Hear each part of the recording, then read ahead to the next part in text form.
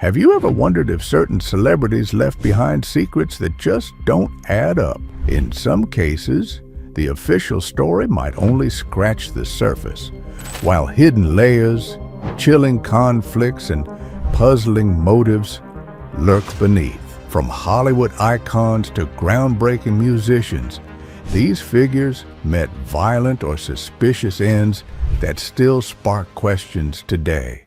Ramon Novaro.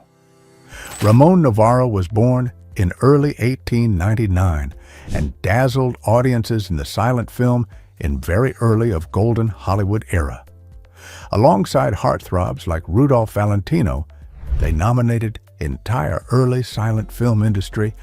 He was a shining star whose roles often combined swashbuckling adventure with smoldering romance. After surviving the transition from silent to talking pictures, an accomplishment that ended many careers, he settled into a quieter life in his Laurel Canyon home. Little did anyone suspect that his final night would be drenched in unimaginable brutality. Two brothers, Paul and Tom Ferguson, showed up at Novaro's residence on October 30th, 1968, claiming they were there to provide services. Some close friends reported that Novaro, who was gay in a Hollywood that forced many to stay closeted, might have been coerced or tricked. What's known is that the encounter turned deadly. The Fergusons believed Novaro had a fortune stashed away. They tortured him, demanding money. All they found was a mere $20 in his bathrobe pocket.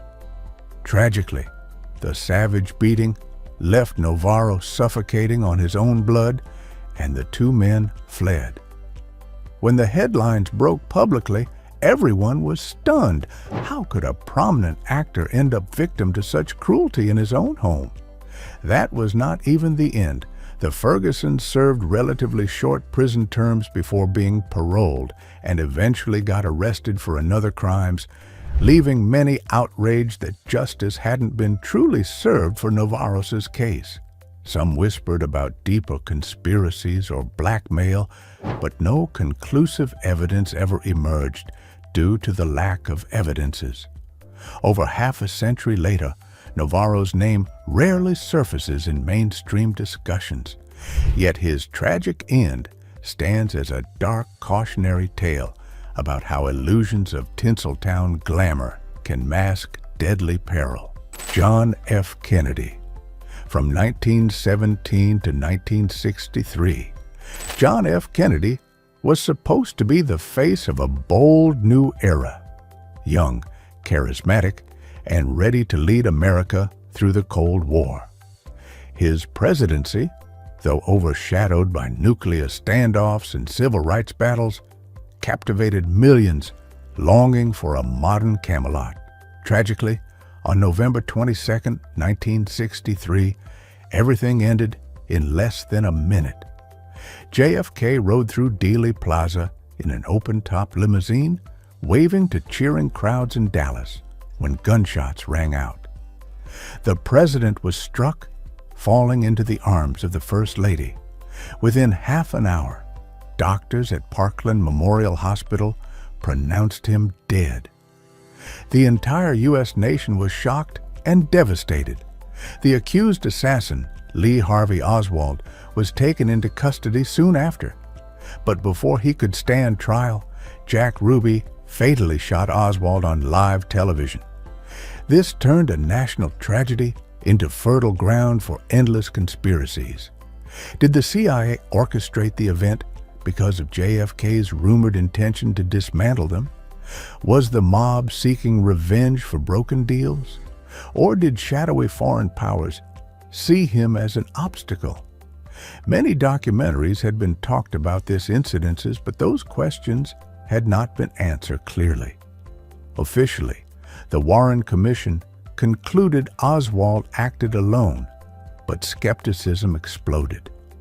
Witness testimonies conflicted, and talk of a so-called magic bullet that changed directions mid-flight fueled deep distrust.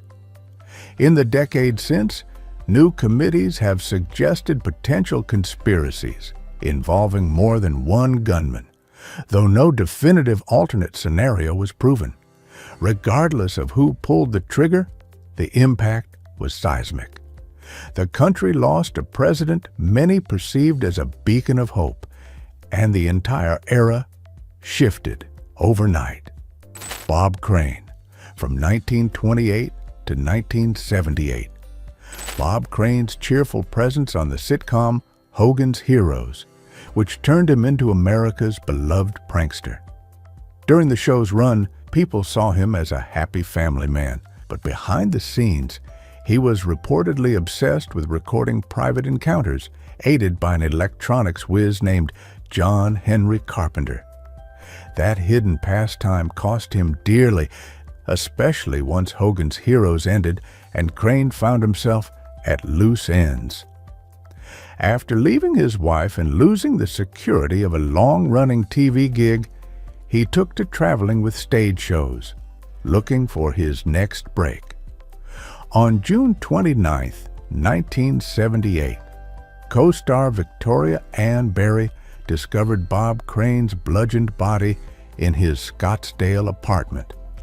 A camera tripod was rumored to be the murder weapon, and an electrical cord was tied around its neck. Talk about a terrifying twist. How does a carefree sitcom star wind up in such a gruesome scene?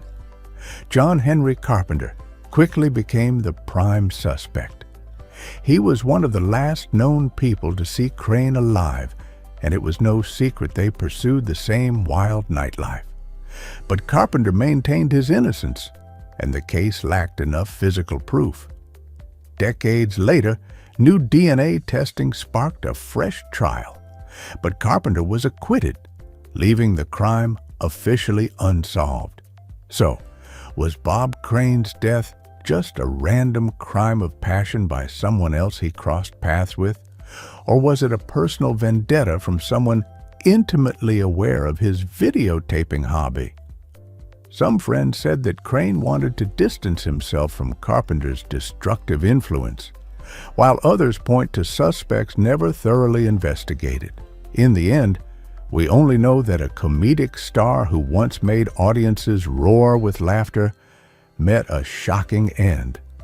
Even law enforcement's best efforts couldn't unravel the full truth behind Bob Crane's final moments, making it one of Hollywood's strangest and saddest mysteries. Natalie Wood, from 1938 to 1981. Natalie Wood was a movie star from childhood, capturing hearts in Miracle on 34th Street and blossoming into an Academy Award nominee by her teens. She took on heavier roles, earned more accolades, and seemed to navigate Hollywood's stormy waters as gracefully as anyone could. But beneath the glittering career lay a personal life full of complexities, something that became chillingly evident on Thanksgiving weekend in 1981. Natalie joined her husband Robert Wagner and actor Christopher Walken on a yacht called the Splendor. Sometime that night, she disappeared from the boat, and her body washed ashore hours later. At first, investigators ruled it an accidental drowning, yet conflicting details raised eyebrows. Why were there bruises on her arms and an abrasion on her cheek? Did she fall while trying to move a dinghy, or was there an argument that ended disastrously? Over the years, the story only grew murkier. The boat's captain, Dennis Davern, came forward to say he believed an altercation between Wood and Wagner preceded her disappearance. Critics insisted the captain's story kept changing, fueling claims of a possible cover-up. Conspiracy buffs whispered about jealousy issues, a rumored affair, or hush-hush secrets. The coroner eventually changed Wood's cause of death to drowning and other undetermined factors, indicating the original account might have been incomplete. Even decades later, no conclusive answers surfaced. Wagner has steadfastly denied any wrongdoing, and no new criminal charges were filed. All that remains is a swirl of unsettling questions. Was Natalie Wood trying to flee a fight that night, or did she merely lose her footing in an ill-timed accident? For many fans who revered her from her youthful stardom to her triumphant adult roles, the uncertain circumstances surrounding her final moments remain an enduring Hollywood enigma. Sharon Tate. From 1943 to 1969, Sharon Tate seemed poised to be the next major Hollywood bombshell. Back in the day, people even compared her to Marilyn Monroe. She was radiant, charismatic, and married to rising director Roman Polanski. In the summer of 1969, she was nearly 9 months pregnant. Everything was going right until the early hours of August 9th of that same year. The shocking truth? She and several friends were attacked in her own home, leaving Sharon's body and those of her companions brutally stabbed and bound. While the mainstream version tells us this was the work of Charles Manson's cult, darker rumors persist to this day.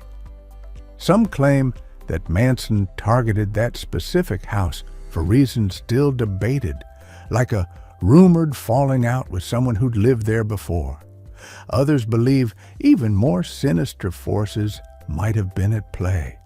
Whispered tales of manipulation, drugs, and hidden agendas.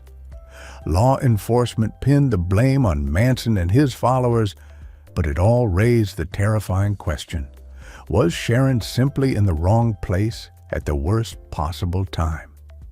Even more disturbing is how the media fixated on Sharon's beauty and unborn child.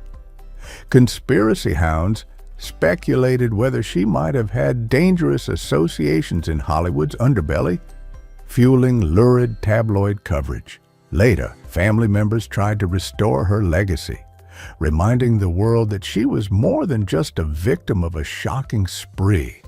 She was a promising actress and a beloved daughter who had her entire future stolen in one horrifying night. Despite multiple trials and confessions from Manson's disciples, many find it hard to accept how easily a luminous star could be extinguished.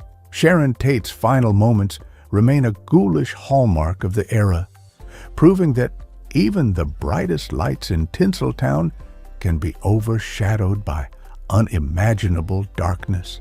John Lennon, from 1940 to 1980. John Lennon redefined the music world as a co-lead vocalist for the Beatles, penning countless hits that remain cultural anthems. After the Beatles disbanded, Lennon explored a solo career dotted with songs that championed peace and introspection. But in 1980, not long after releasing his comeback album, everything crumbled in one horrifying moment. Outside his New York apartment building, the Dakota, John signed an autograph for a man named Mark David Chapman, a seemingly devoted fan. Hours later, Chapman was still there when Lennon returned, and this time he fired multiple shots. Fans worldwide were thunderstruck. The man behind Imagine, who so famously urged the world to give peace a chance, lost his life in a sudden, brutal attack.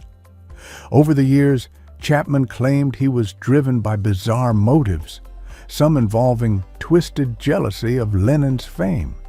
Others pointed to Chapman's alleged mental instability, pointing out that he apparently read The Catcher in the Rye obsessively and wanted to emulate the novel's protagonist in a warped way. But was Chapman truly just a lone fanatic, or was there a deeper plot? Conspiracy theorists whispered that Lennon's outspoken political stances made him a threat to powerful figures. Some even went as far as suggesting shadowy groups orchestrated the entire event.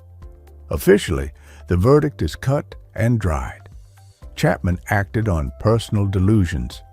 Yet that hasn't stopped believers from citing missing pieces in the official timeline. No matter which narrative you choose, the fact remains that Lennon's final breath was stolen on a Manhattan sidewalk. That moment cut short a musical visionary, leaving Yoko Ono to plead for fans to remember him not in sorrow, but in love. Still, the haunting question remains. How could a dedicated admirer transform into a lethal threat against someone whose mission was so rooted in peace? Marvin Gaye, from 1939 to 1984. Marvin Gaye brought soul to life with hits like Let's Get It On and What's Going On, capturing hearts worldwide and dominating charts. Beyond that velvety voice, he was praised for pushing boundaries, openly discussing issues of love, war, and social justice in a time when few artists dared. Yet for all his career triumphs, Marvin's personal life was deeply complicated. Money troubles, emotional struggles, and a fractious relationship with his father weighed heavily on him. In 1984, Marvin was back living under his parents' roof in Los Angeles, trying to steady himself after a rough patch. One afternoon, he intervened in an argument between his parents, reportedly stepping between them to protect his mother. In an instant, Marvin Gaye Sr. grabbed a gun and fired. Shot through the heart, Marvin died just a day before his 45th birthday, leaving the music world utterly stunned. How does the father of a legendary soul singer come to end his own child's life? Official stories say Marvin Sr. had a history of conflict with his son. Apparently, resentment and disagreements about how Marvin Jr. lived, plus a moment of explosive rage, led to the final tragedy.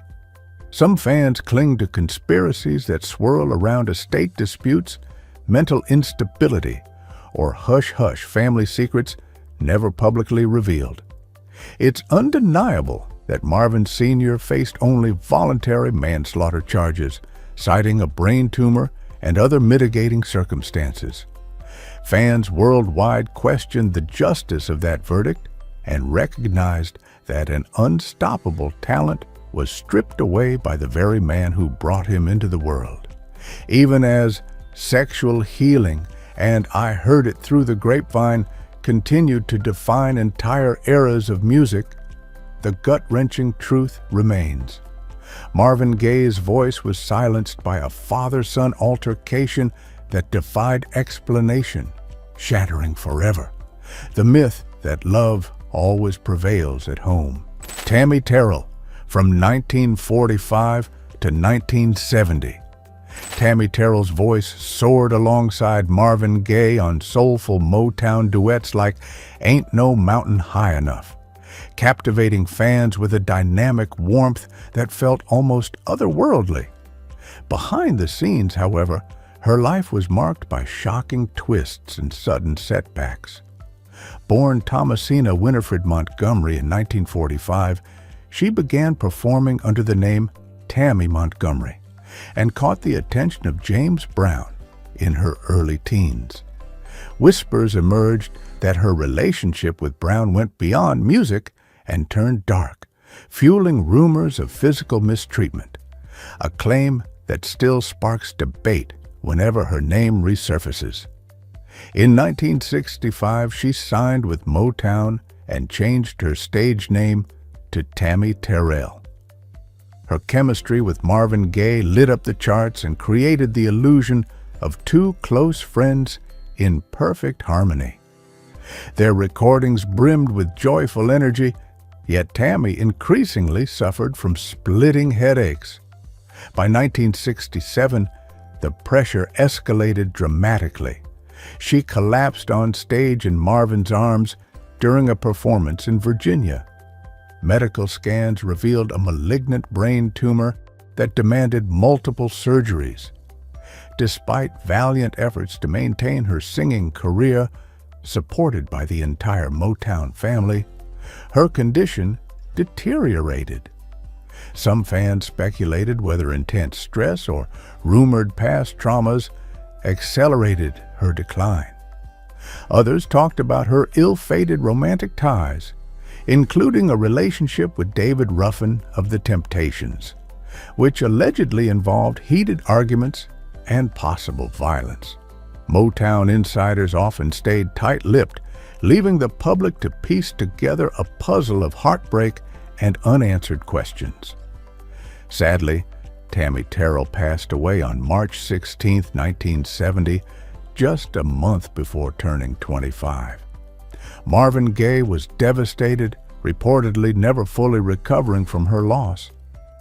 Though many celebrate her for delivering some of the greatest duets in soul music, Tammy's tragic departure reveals a story of ambition, fame, and private turmoil that still leaves listeners grieving the brilliant future she never had the chance to fulfill. Gianni Versace, from 1946 to 1997. Gianni Versace, often called Johnny by anglicized fans, was a luminary in the fashion universe. His flamboyant designs and star-studded runway shows commanded global attention. Icons like Princess Diana, Elton John, and Naomi Campbell adored him, ensuring his name sparkled in every corner of the celebrity world. But behind the glamour, Versace preferred a relatively simple morning ritual, a walk to a nearby cafe to pick up magazines. On July 15, 1997, he followed that routine in Miami Beach. Moments after returning home, he was shot at point-blank range on his own front steps. The alleged culprit? Andrew Cunanan, a spree killer who'd already left a trail of bodies. Why target Versace, a designer who seemingly had no link to this self-destructive criminal? Some say Cunanan's envy of the high society life fueled a twisted compulsion. Others say a rumor existed that the two may have mingled socially in the past. The truth remains hazy. In the aftermath, Cunanan offed himself on a nearby houseboat before authorities could interrogate him, destroying any hope of a direct confession. This only fan speculation? Did Cunanan have a hidden vendetta, or was he striking at random to gain notoriety? While authorities classify it as the final kill of a man on the run, conspiracy talk still abounds, with theories from secret love affairs to unspoken debts. The lasting image is that of a beloved designer struck down in a place where he should have felt safest. Mourners worldwide couldn't fathom how a morning stroll turned into a global tragedy. Famed friends remembered Versace not just as a creative visionary, but as someone who unified fashion and pop culture in a way few designers have matched. Yet, just as his influence appeared unstoppable, he vanished in a heartbeat, leaving unanswerable questions swirling around his final steps. Phil Hartman, from 1948 to 1998, Phil Hartman was known for his comedic genius and warm personality, whether on Saturday Night Live or behind the mic voicing Troy McClure on The Simpsons. Behind that warm exterior, however, Phil juggled a tumultuous marriage with Bryn Omdahl. They had a decade-long relationship that included children and a seemingly happy life. Yet some whispered that Bryn struggled with substance misuse and jealousy. Those hush-hush rumors only grew when she started sending menacing messages to Phil's ex-wives, fueling suspicions that their home life was more complicated than fans would ever have believed. On the night of May 27, 1998, Phil and Bryn reportedly had a heated argument. He went to bed, hoping to diffuse the tension, but the storm was far from over. Sometime before morning, Bryn took a .38 caliber revolver and fired multiple shots at Phil while he slept. When police finally arrived, they discovered a horrifying scene. Phil Hartman was gone, and Bryn had turned the gun on herself shortly afterward. But was this a simple story of marital discord taken to the extreme, or was there more to it? Some close to the couple said Bryn's substance use had escalated, while others hinted there might have been unspoken resentments brewing under the surface. Cynics even speculated about issues of money or control that set Bryn off that fatal night. Meanwhile, acquaintances recalled Phil's unwavering dedication to his family, saying he never displayed any hint of danger behind closed doors. The tragedy hit Hollywood like a thunderbolt. Colleagues and friends had no clue the comedian who made them laugh was living on such precarious ground.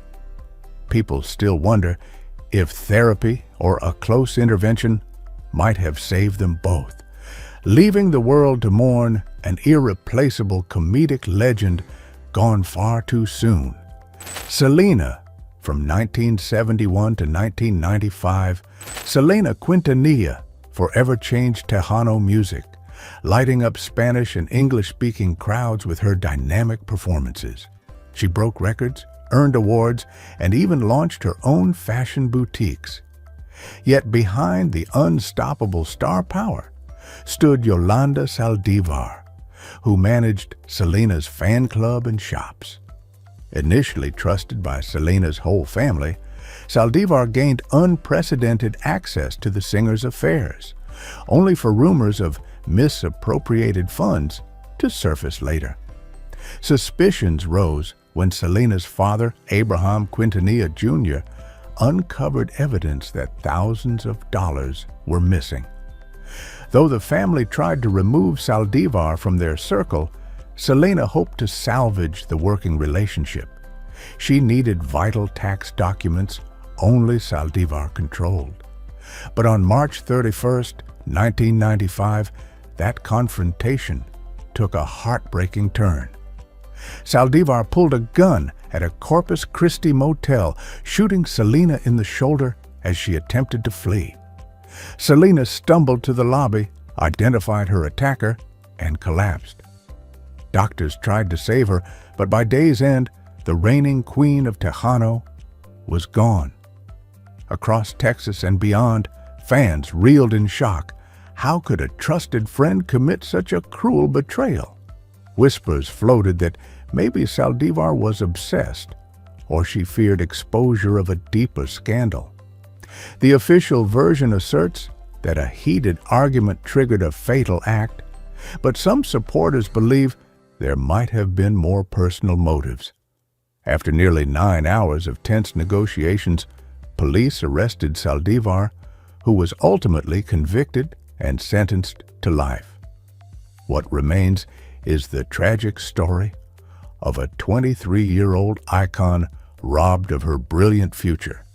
Whenever people revisit Selena's vibrant concerts and heartfelt ballads, they can't help but wonder, could such a tragedy have been prevented if the family had acted sooner, or if Selena had cut ties more quickly?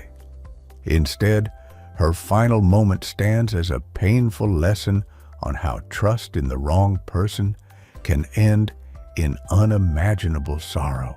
Lana Clarkson, from 1962 to 2003. Lana Clarkson struck fans as a fearless actress in sword and sorcery B-movies, battling monsters and swinging swords with a winsome smile. Off-screen, she hustled in small Hollywood gigs, modeling, cameo roles, and eventually working the door at the House of Blues. She wanted to keep her acting dreams alive, even if it meant holding down side jobs to pay rent. Then in February 2003, she crossed paths with the infamous music producer Phil Spector, who swept her off to his mansion. Not long after, a single gunshot shattered the night. Spector's driver later claimed he heard his boss say, "I think I just shot her." Authorities found Lana Clarkson dead, slumped in a chair with a gunshot wound through her mouth. Spector insisted she kissed the gun, framing it as a horrible accident, alleging she was depressed or acting erratically. Yet others pointed to Spector's troubling history of alleged threats and aggression toward women. While the first trial ended in a hung jury, the second saw Spector convicted, landing him behind bars until his 2021 passing. Still, speculation persists. Why would a starry-eyed actress end up alone with an erratic mogul that same night? Some believe Lana simply saw an opportunity to make industry connections, only to face a meltdown from someone with a dangerous temperament. Conspiracy theorists allege she might have discovered something incriminating, though no such evidence was confirmed.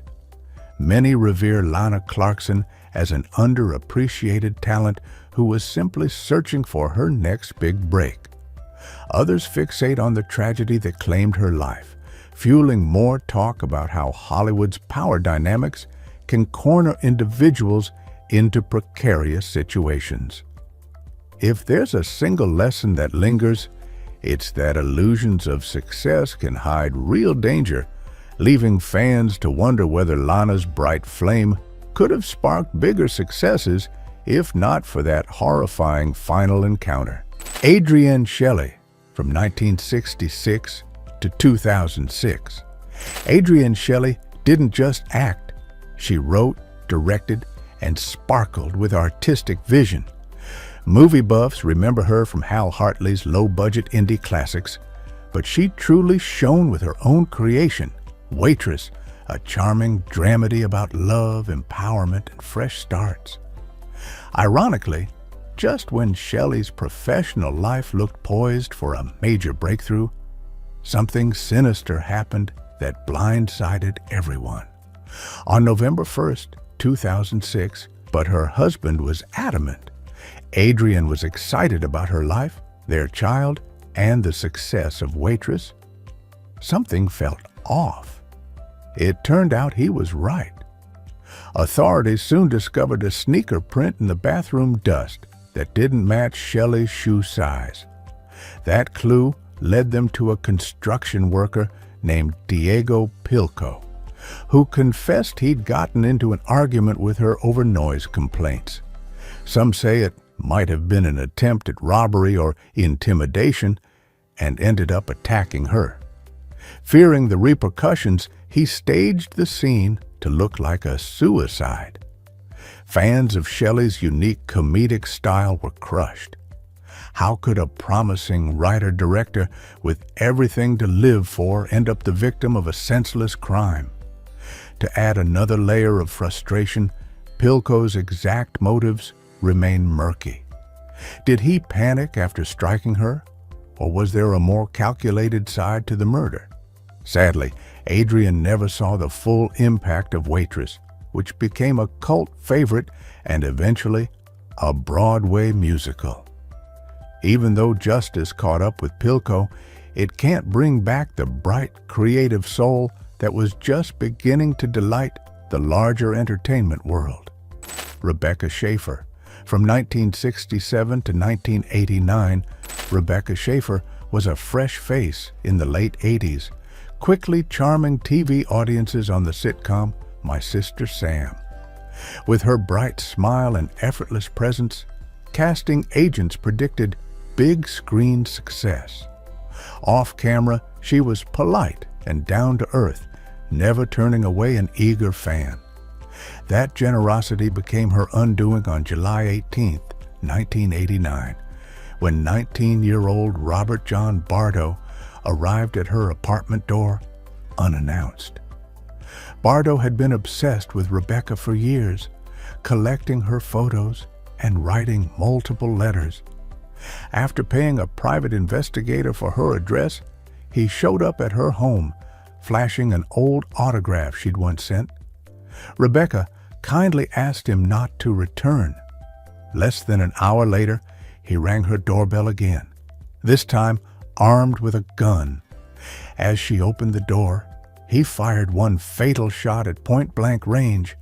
By the time paramedics rushed her to the hospital, it was too late. News of the killing horrified Hollywood and triggered a nationwide debate on privacy rights. In response, California enacted changes to how public records, especially DMV data, could be obtained. Bardo's twisted obsession revealed a glaring loophole that endangered other celebrities as well. Some asked whether proper mental health interventions or stricter privacy protections might have saved Rebecca. In the aftermath, the media dissected every aspect of Bardo's fixation, including his alleged rage after seeing Rebecca in an intimate movie scene. But the overriding emotion was heartbreak.